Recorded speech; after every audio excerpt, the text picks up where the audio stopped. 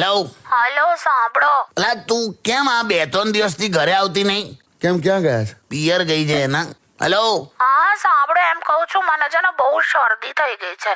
અત્યારે આ સિઝનમાં?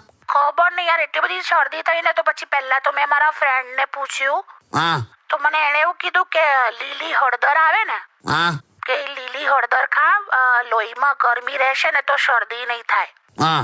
તો હળદર ખાધી ને તો મોઢા પર ખીલ થયા. અરે રે રે.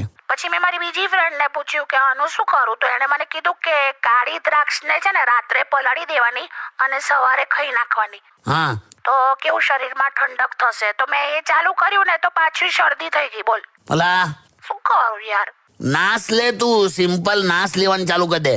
અરે ગઈકાલે એ જ કરવા ગઈ ને તો ગરમ તપેલી નાકને અડી ગઈ, અલા તો નાક દાજી ગયું યાર. હવે આમાં શું કરવાનું? મારા પપ્પા એવું કહે છે કે મારા ગ્રહો જ ખરાબ છે. ખરેખર હા પણ તો પછી એમણે શું કર્યું, મને છે ને એક ભુવા પાસે લઈ ગયા. અલા તું શરદી માટે ભુવા પાસે ગઈ? અલા આવું હોય? જો તો. સાંભળો તો ખરા. હા બોલ.